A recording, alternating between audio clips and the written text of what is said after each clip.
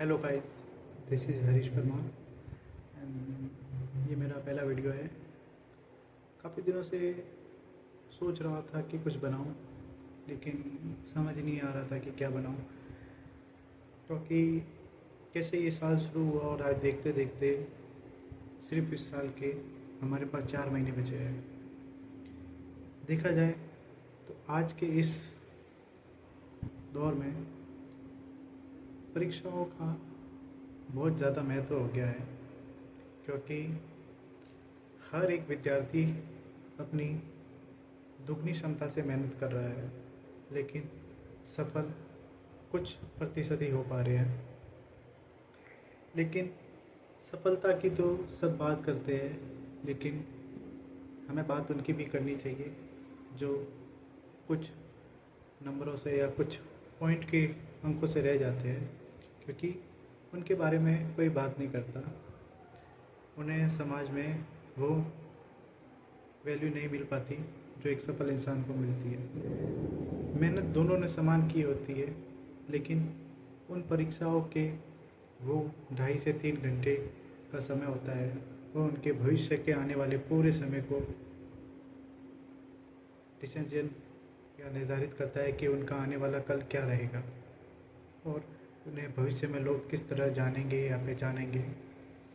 काबिल बनने की इस दौड़ में आज हर एक युवा अपनी जवानी, अपने सपनों को छोड़कर बस कमरों की किराए पे रह के अपना जीवन निकाल रहा है और अपनी मेहनत कर रहा है।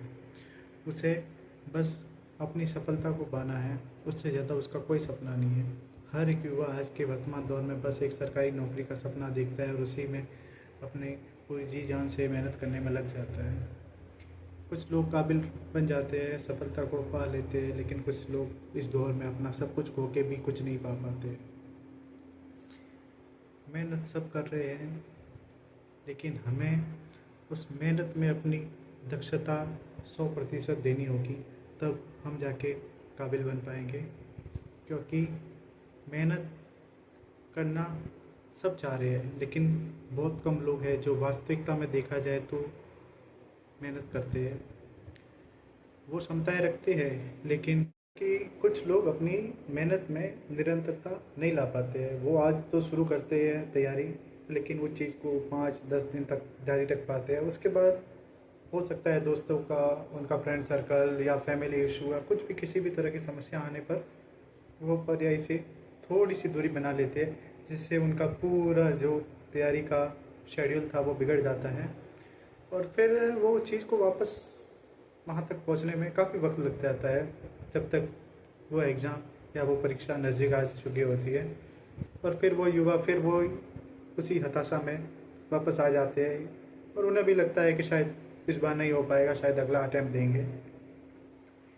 अटैम्प्ट ख़त्म हो जाते हैं, क्योंकि एक उम्र तक ही हम परीक्षाओं की तैयारी कर सकते हैं।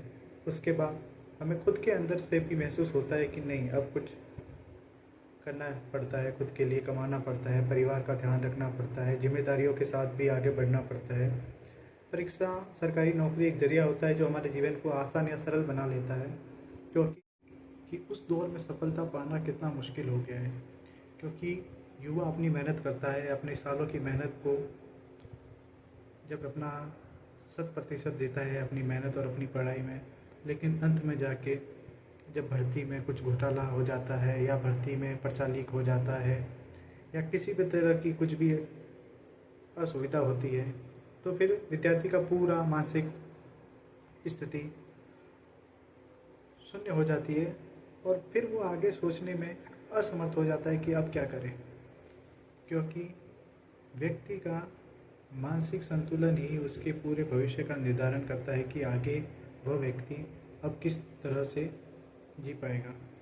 क्योंकि बहुत से लोग इस हताशा के कारण गलत कदम उठा लेते हैं या किसी अन्य तरह की घटनाएं कर लेते हैं या खुद को नुकसान पहुंचाते हैं, जिससे वो केवल स्वयं को नुकसान नहीं पहुंचाते, उससे उनका पूरा परिवार टूट जाता है, जो कि बस एक उम्मीद में होता है कि हमारा लड़का जब नौकरी लगेगा तो हमें सुख देगा और घर की जिम्मेदारी उठाएगा। लेकिन इस पेपर लीक, भर्ती रद्द ऐसी समस्याओं के कारण युवाओं का भविष्य बहुत ज़्यादा खतरे में है।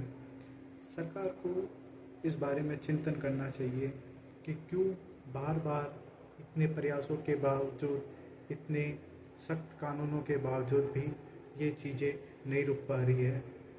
क्योंकि सरकार के साथ साथ एक युवा की भी जिम्मेदारी होती है कि वो सतर्क रहे, किसी भी तरह की ऐसी सूचना या ऐसी गतिविधि से दूर रहे, क्योंकि सफल वही होगा जो अपनी काबिलियत के दम पर आगे बढ़ेगा।